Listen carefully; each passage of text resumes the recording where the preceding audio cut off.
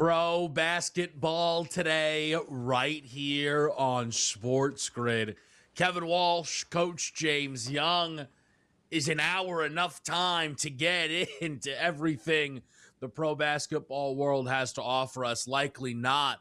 Let me just say, I am, if you can't tell, JY said I had a bit of a glow going on. I'm coming back from the honeymoon. I'm coming back from a honeymoon. And JY, people were like, man, we don't know if we're going to get Kev back. Like, he may just enjoy the sun too much. Like, you know what we're going to have to do? Clear out at least 50% of the return show on the LeBron James sweepstakes, JY. Where is the king going? How are you? It's good that you're back, and hopefully you took full advantage of the drink package on your honeymoon. But listen, that's with a week of the NBA with tons of big free agent signings, trades. It's where's LeBron going to land, and where does he want to spend the last year, 2 years of its career? And he basically told everybody what we needed to hear. It ain't about money. It's not about money. Because if it was about money, Kev, and I know he's going right back to the Lakers. So now you start lining up teams, and obviously Cleveland being the favorites right now, Miami second, Cleveland and Golden State, then Miami, Philadelphia, Denver, Washington, New York. Rich Paul's made some interesting comments. It's very simple, folks.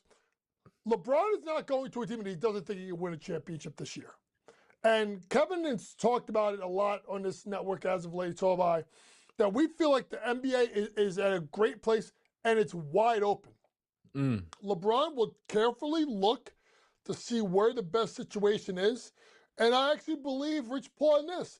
If the Knicks don't win the championship, I don't think there's a list. I think it's in New York. And it's over. And it's done with.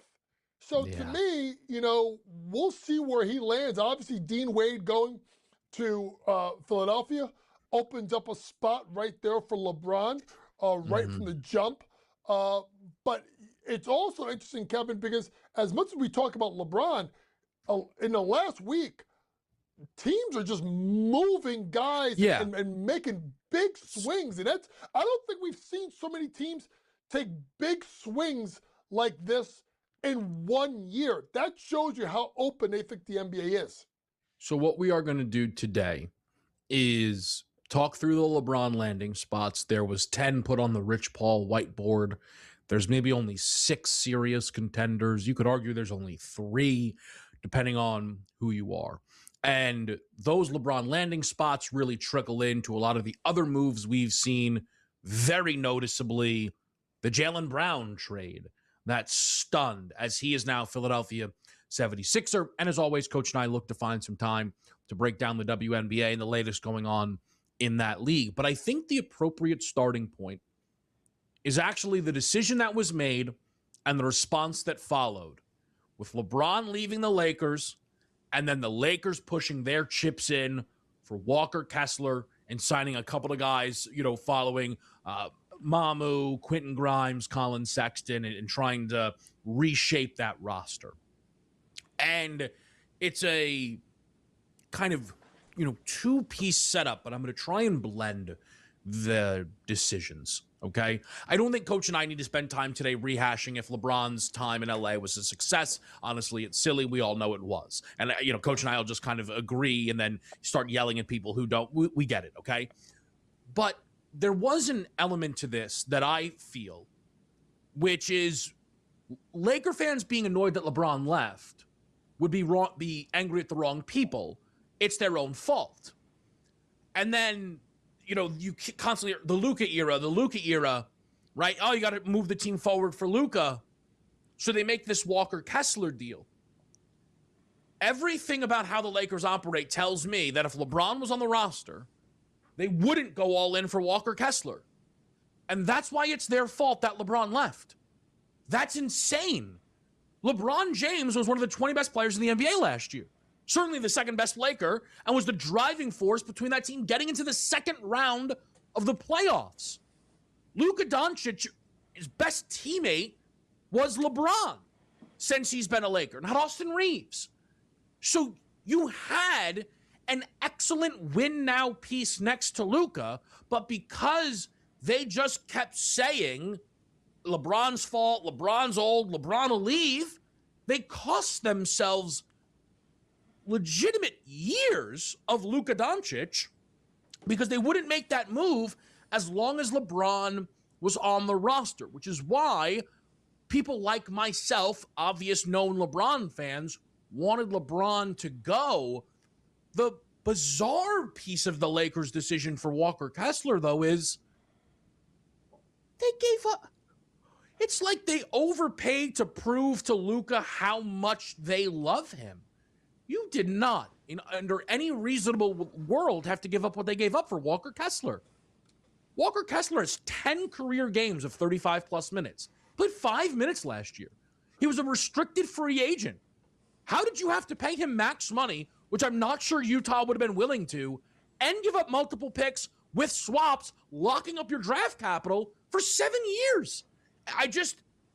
We can talk about the fit, coach, but I think the Lakers showed in a quick window why, despite the fact that they have a player like Luka or they're poorly ran, and it's not a group that you should be inspired by. Kevin, they were the 4th seed in the West last year. Well, let's just go through this real quick. Next year, Oklahoma City, better. San Antonio, better. Denver, better. Houston, better. Minnesota, better. Ready? Phoenix, better. Portland, we got to see what they're doing because they got 4 point guards. Someone's got to get moved, right? If LeBron goes to Golden State, better. If they're healthy, Dallas with Dusty May, better. Like, to me, the Lakers put all this to make Luka happy. You think Luka's going to be happy playing with that roster? Like, is that going to look at Luka and be like, this is a team that inspires me? It was a panic move by an organization. Let's be honest, Kev. Before LeBron got there, they were hot trash. They were hot trash. LeBron goes there, and this is why I know we're not supposed to get this, but I got to say this. And I'm not, you know me, everybody knows I'm a Jordan, I'm more than a LeBron guy, but I got to give the man his flowers. He saved that organization, and they pissed on him on the way out the door. So now you're going to see the Lakers go back to right where they were beforehand, and that's irrelevant. And the only reason why they may be a little bit more relevant is the Clippers. They're worse off than the Lakers, so they're still the better team in their own building or own hometown, although I still think they're probably one of the 5-6 worst teams in the Western Conference going into the next year. Yeah, I just, to be, clear on this, Walker Kessler is the type of player you want to have around Luka Doncic. I also think it is on the board that Luka is similar to Kyle Shanahan in that when we watch Brock Purdy, Jimmy Garoppolo, Mac Jones, we're saying that's great, but this is probably more a Shanahan thing. Watching Gafford and Derek Lively without Luka tells me, oh boy, right? And it says to me that, a Jackson Hayes having those nice moments, who I think is like applying to be Slovenian so he can play with Luka on his national team. Like, I don't know if you needed to pay over the moon to get Walker Kessler. Like, is it on the board that the Lakers could have beat that Sixers offer and brought Jaylen Brown to LA to replace LeBron? That would have been exciting. That would have been like, okay, maybe we should have moved on from LeBron type. Like I just find that decision making hard to wrap my hands or hard to support. I think we've kind of seen the deal. Then again, what Boston did confused everybody times 10. We'll talk about it next on SportsGrid.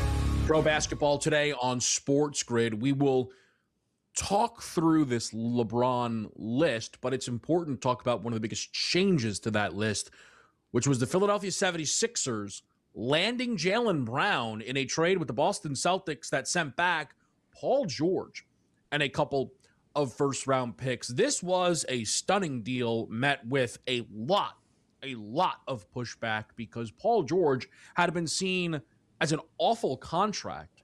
There was a understood notion that getting off of PG's contract could cost the Sixers a first-round pick, which would then potentially suggest that the return for Jaylen Brown was actually just one first-round pick and 2 seconds. Now, we'll talk through this deal. I think Boston likes Paul George clearly more than everybody else views Paul George, but just what was your biggest takeaway, Coach, especially as you've had a couple of days to sit with the Jaylen Brown, Sixers, Celtics, Paul George swap? Initially, when Shams reported it, I thought it was NBA Centel. Like, I was like, someone got his phone. Russians got him. He's been hacked. Because forget the fact that Jaylen Brown got traded. Jaylen Brown got traded to arguably your third best rival. If you think about the three biggest rivals for the Celtics, you're thinking, Lakers, Knicks, 76ers. So you trade him. So I'm like, they got Ball. Like, who's going in the deal? Oh, it's Maxey? Edgecombe? Like, what? Paul George?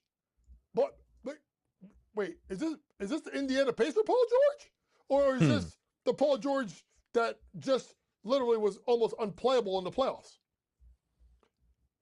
I've tried to think about what this means. And number one, it's obvious that Jaylen Brown just became a huge distraction in that organization. Because you don't sell him off, especially to a team in your division, unless you really have to get rid of him. Number two, does Jaylen Brown have the value around the league that maybe he thinks he should have? Obviously not, because if you got a better package, Kevin, you're not setting him to somewhere in your division.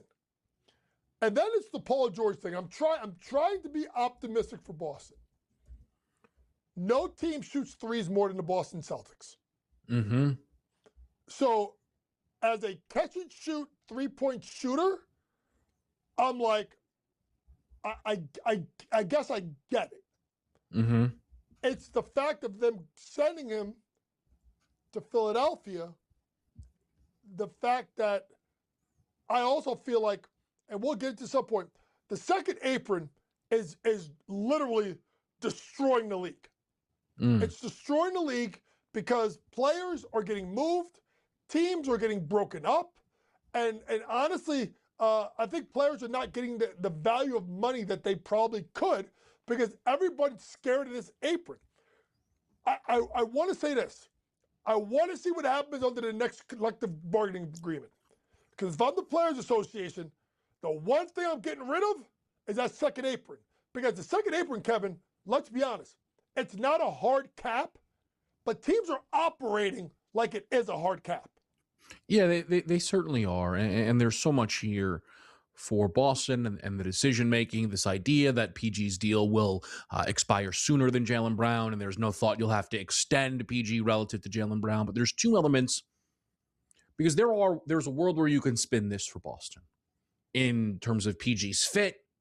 And next year, if you look at how they spent the regular season, basically Tatum will be Jaylen Brown, and then PG will be this upgrade, and it'll work out in the regular season, okay? But this is very simple. If this was Jaylen Brown's trade value, then go land Giannis. That is, you cannot defend being that close to landing Giannis, not landing Giannis, seemingly by your own doing. They didn't strike out. It seems like they stepped away from the plate and then proceed to make this deal, okay? That's one. The other piece is Paul George, over the last 5 years on average, plays 20 less games per season than Jaylen Brown. Jason Tatum in the final game of the Celtics season was unavailable. I am not comfortable with Joe Mazzulla running Jason Tatum out there for 39 minutes a night, workhorse style, asking him to get them back to 55 wins. Just like I wasn't comfortable with Jason Tatum coming back from injury in the way that Boston did the whole thing. And guess who couldn't finish the year available and led to this whole catastrophe? And I'm not saying that was Tatum's fault, but this is to me where at times Boston, they want their cake and they eat it too, right? Like, guys, the Giannis deal was there. You messed it up. And then you made a move here that was your evaluation of Paul George is pretty much the only way you can justify it. But still, people are in an attempt to defend you thinking, oh, don't worry, they're going to reroute PG. Now, we have to talk about the Philly side of this, but we can kind of warp that into LeBron. So let me just add this quickly. And this is the only actual defense I'll give of Boston. There are at least 5 teams in the NBA who should have seen that Jaylen Brown deal go through and go, oh my gosh, we're so dumb.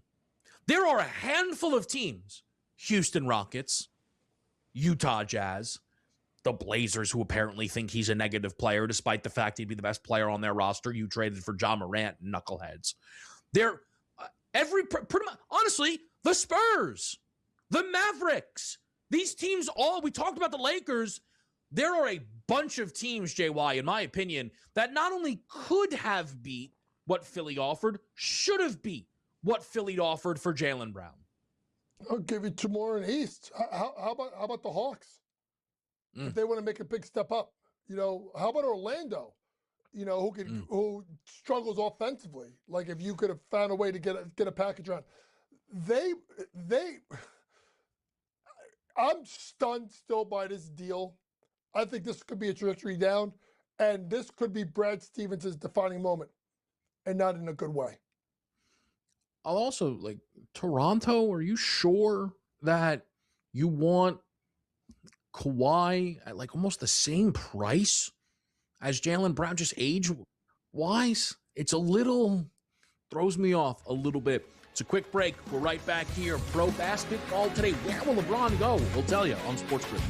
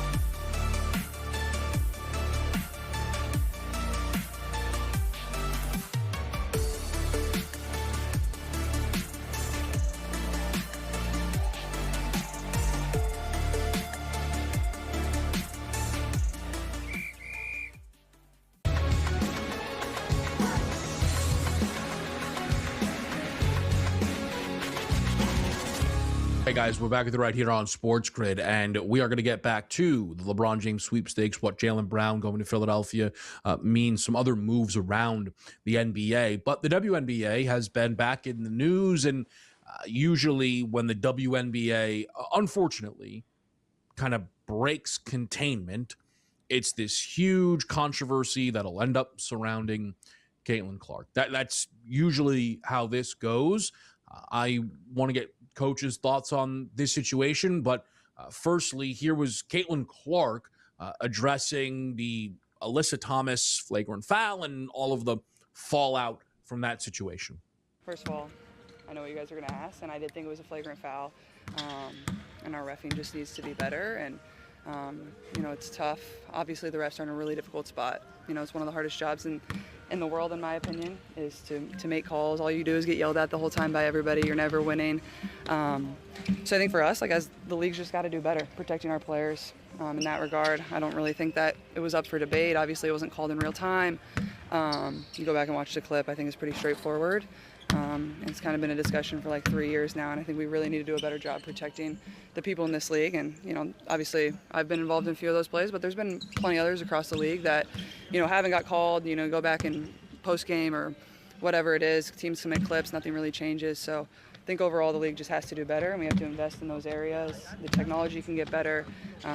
We can treat the referees a little bit better. Pay them like they're full-time employees.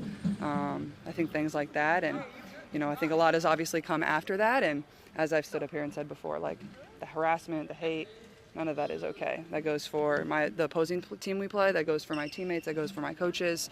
There should never be a question of character. Like I've always stood up here and said that, and that's truly what I believe. That's how I was raised. So, none of that is okay, and I don't want anybody to ever experience that.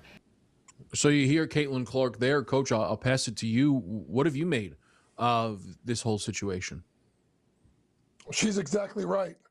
And if you think about what she did, it's not about the fact that she thought that it was a flagrant foul on Alyssa Thomas.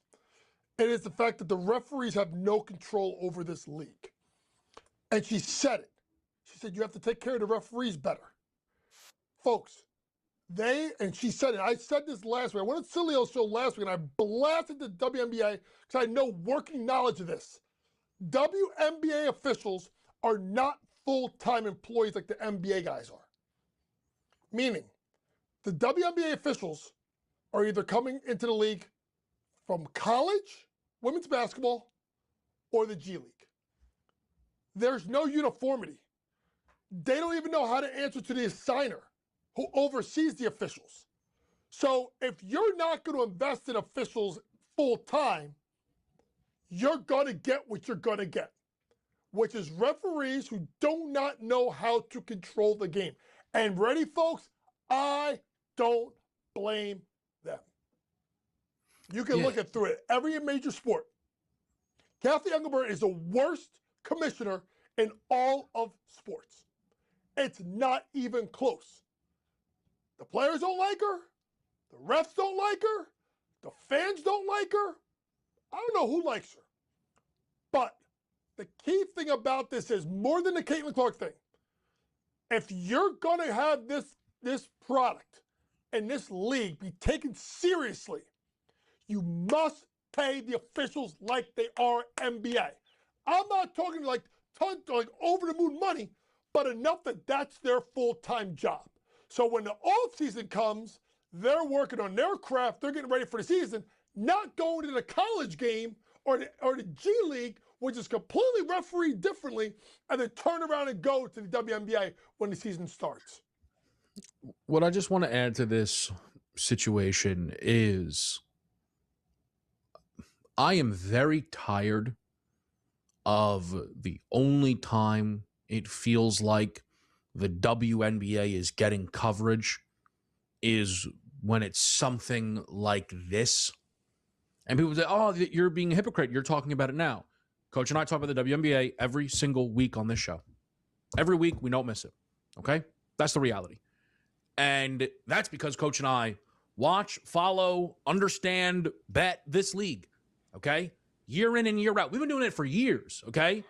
before Caitlin Clark and long after Caitlin Clark. So I'm not saying it's a non-story. What I'm saying is there are some really good stories in this league.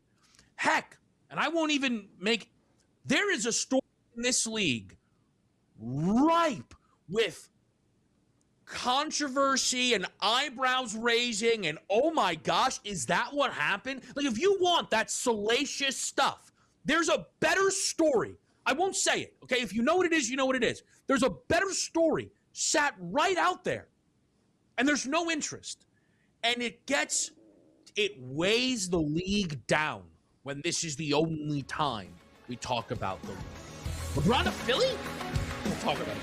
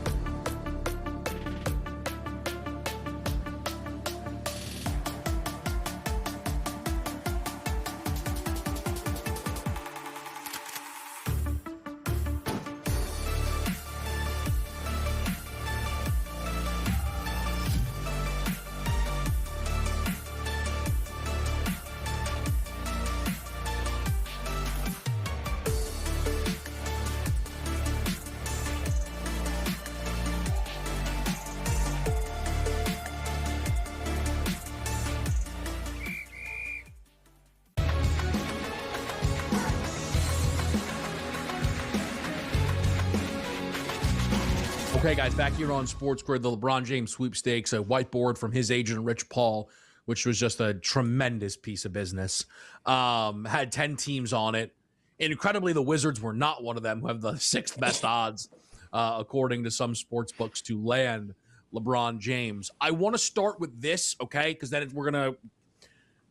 Coach, I want you to give me an idea of how you view the Philadelphia 76ers right now, regardless of landing LeBron, okay? Because right now they have that starting 5 of Maxey, Edgecombe, Brown, Dean Wade, and Joel Embiid. Embiid has all the questions. Some people are worried about fit. Some people are excited about fit. Philly have found themselves now with top 5 odds to win an NBA championship. They're actually still behind Boston, still behind the Knicks, certainly. How do you view Philly right now? I view Philly as the biggest threat to the Knicks right now. I think their 3-guard offensive attack with Maxey, Edgecombe, and Jaylen Brown is going to be scary. I think it's flat out scary. I think Dean Wade is going to be one of the more underrated signings because he is the hard hat glue guy that every team needs. He's a Josh Hart type. I'm not saying talent-wise. I'm just saying like what he brings to a team helps teams win. Joel's got to be healthy.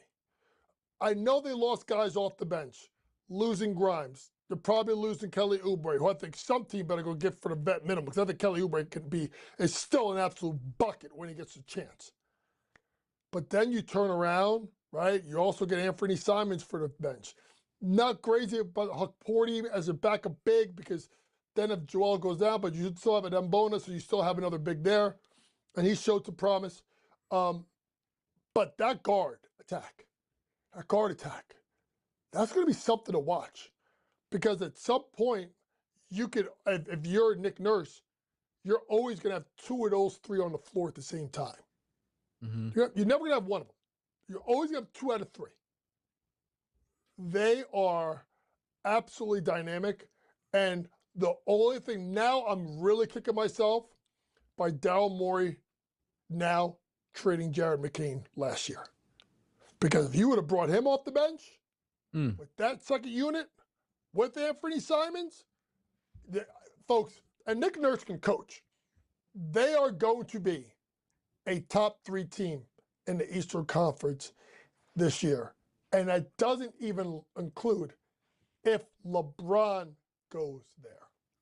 Yeah, so we're going to get to the LeBron piece of it. But I saw this trade, and I kind of I was texting people like, I need a minute. Because what I'm thinking, I don't want to say too quickly. And it is our job, okay, to take this stuff serious, especially when you incorporate the odds. I think the Philadelphia 76ers should be the Eastern Conference favorites. In front of Boston and the Knicks. People will say that is wildly disrespectful to the Knicks. Guys, the Knicks were the 3 seed. The Knicks were not favorites in the East.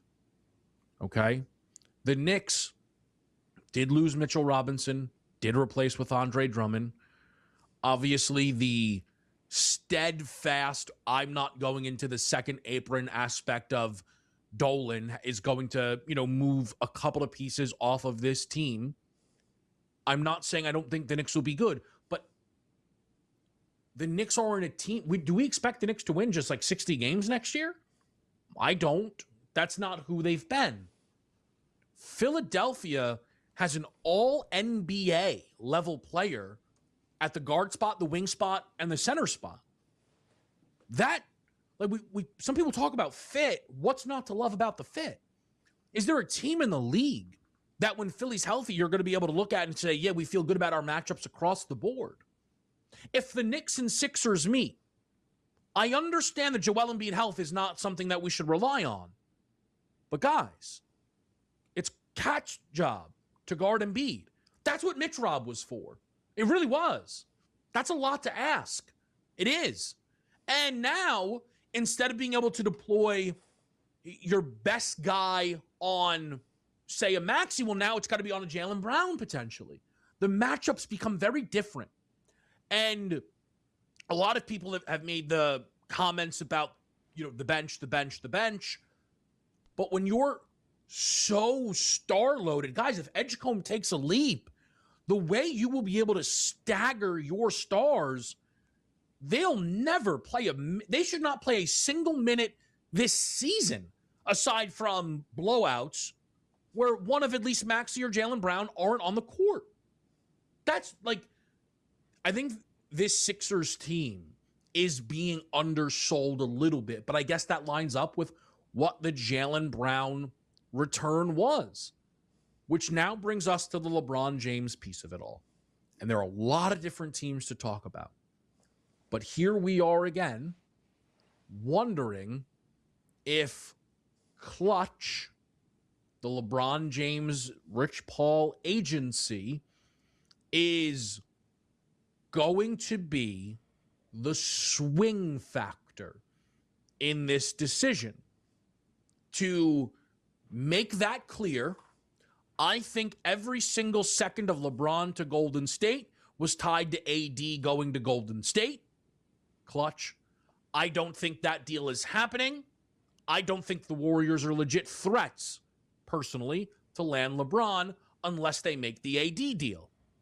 Tyrese Maxey is the third Clutch star. You could argue he's above AD, but just in terms of the understood status across the league, LeBron is in his own category. You saw the whiteboard had the star next to Maxey. Rich Paul does like to have, deep tentacles throughout an organization. Philly becoming the clutch team doesn't sound like a bad idea. I don't think the Sixers are the favorites for LeBron, but, Coach, I believe they are real deal threats, a top 3 threat to land LeBron this summer. I think they're a top 2 threat. To me, the top 2 threats are Cleveland and Philadelphia. I mean, there's immediate playing time. You could easily put LeBron on the team in Philadelphia, move Dean Wade to the bench where T has played. And I think he'd be very valuable off the bench.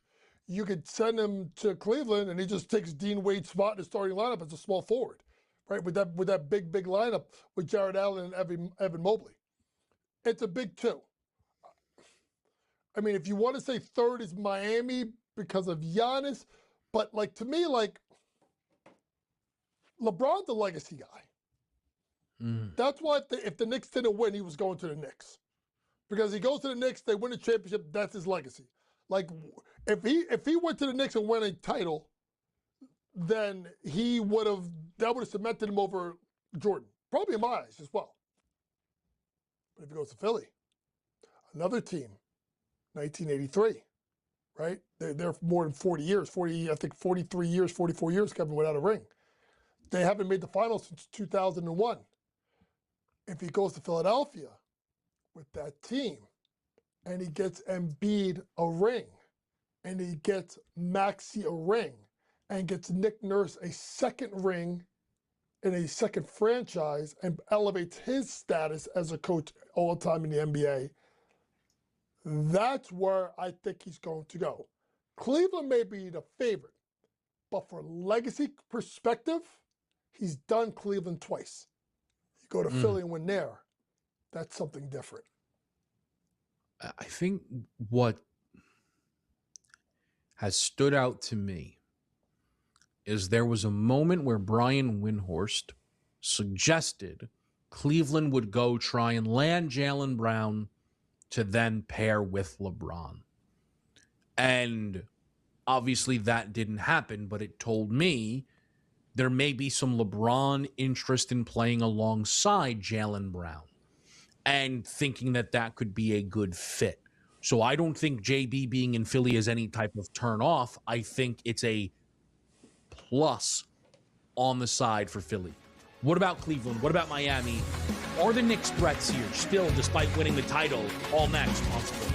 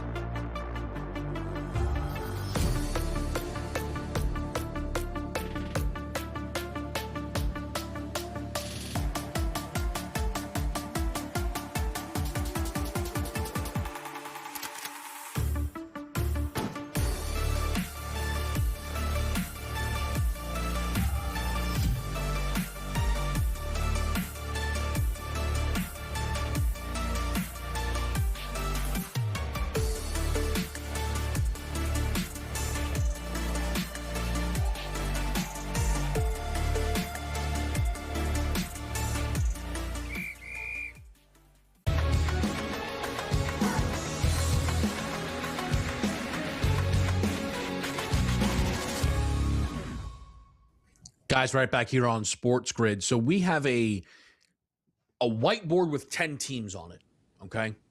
Now, I think there's a few of them that we can cross off.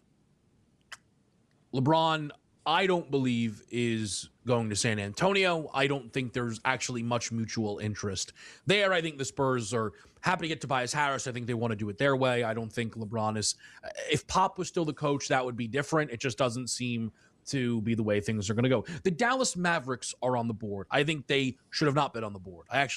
Oil, golf, Africa, it's one of the most ridiculous things I've ever seen in my entire life. I don't think the Mavericks are an option. I don't think the Celtics are an option for an interesting reason.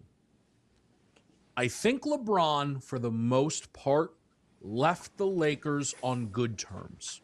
Like, I think the majority of the fan base is happy. I think the number gets retired. Maybe they do the statue. I think going to Boston sours that a bit. I think instead, his first game back in LA, he gets booed instead of cheered if he's wearing a Celtics uniform. So that's what I think is the hang up for Boston. Because otherwise, I think he's friends with Paul George. I think he's friends with Tatum. I think he has respect for Mazzulla. That's what I envision there. So, Coach, to me, I'm going to throw in because I want to do the Knicks separate. I'll throw in the Warriors because I think we agree. I don't see the Warriors as an option unless they land Anthony Davis. So, Golden State, Boston, Dallas, the Spurs. Do you find any of those four to be legit threats here for LeBron James? No, I do not. I don't think they are at the level of the other teams to win a championship. So I don't see stylistically the fit. So then I would say this. Okay. I think San Antonio took a huge mistake on for Tobias Harris. You know, I'm not a big Tobias Harris guy. For where they closed out games in an adult in the room, I see what he is as a stretch four, but to me, that doesn't move the league. If you were to say to me 2 years of Tobias or 1 or 2 years of LeBron, I'd say give me LeBron because of the leadership that he would bring to a young team that just went to their finals in their first year of the playoffs.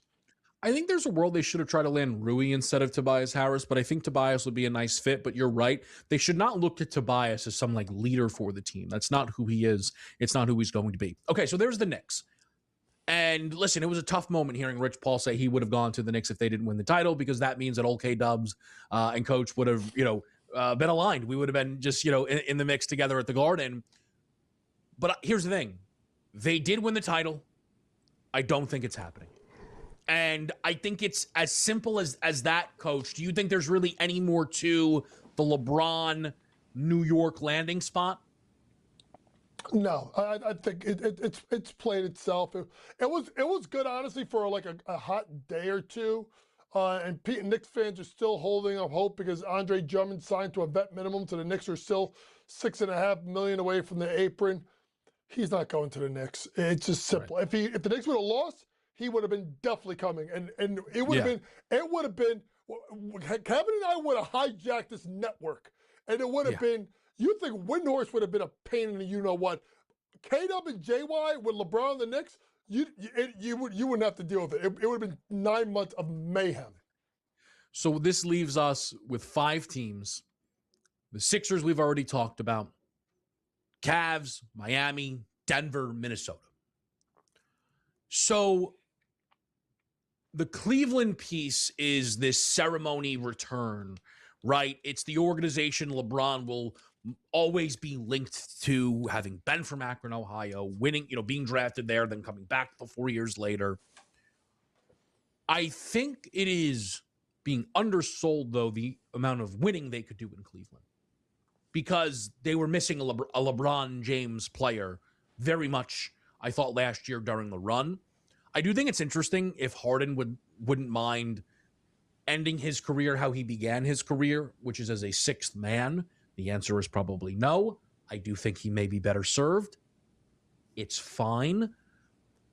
The thing to me with LeBron in Cleveland is it's just easy. I think for the first time in a long time, people will really root for LeBron. I think it's such a story that people can get behind, right? Like, all of a sudden, can he bring Harden, as Coach already said, to a championship? I think Cleveland, they're positioned as the favorites, in the prediction markets. They're the favorites in my eyes. They're the favorite in coaches' eyes. But how do you feel about the basketball fit, JY, of LeBron in Cleveland? I like it if they could stagger minutes, particularly between Harden and LeBron. I think that is the key thing. I think LeBron is most comfortable being the number 3 scoring option. I think he's okay with it at this juncture in his career. And that's why I think, even though they're not the favorites, I think Philadelphia is the fit, because he's probably, let's be honest, Kev, he's the he's probably the 4th scoring option if if you really look at it between Maxey and obviously Jaylen Brown and Embiid. So it takes the load off. So I think it's going to be pretty interesting to see. But LeBron, you can come home again. But I just think going to Philly would be an amazing thing, because maybe if you went to Cleveland, it gets over the hump, like get him over a hump again. But to go win a championship with another franchise and be able to say, all right, Miami, check. Cleveland, check. Right? Lakers, check. Philadelphia, check. And if you go to Philadelphia, it's almost like winning in New York, because their fans are that maniacal and that crazy. Yes, Cleveland is the favorite, but to me, the best destination and the best for storyline ending goes to Philadelphia. I don't know why, and this shouldn't ever happen, because I'm the LeBron guy, but because he's great, Coach just framed this in a way that I hadn't, for some reason, entirely. The opportunity for LeBron to go 4 for 4. 4 teams, 4 organizations, 4 championships. And that is not only relevant for Philadelphia, it applies to Denver some, and it applies to Minnesota a lot.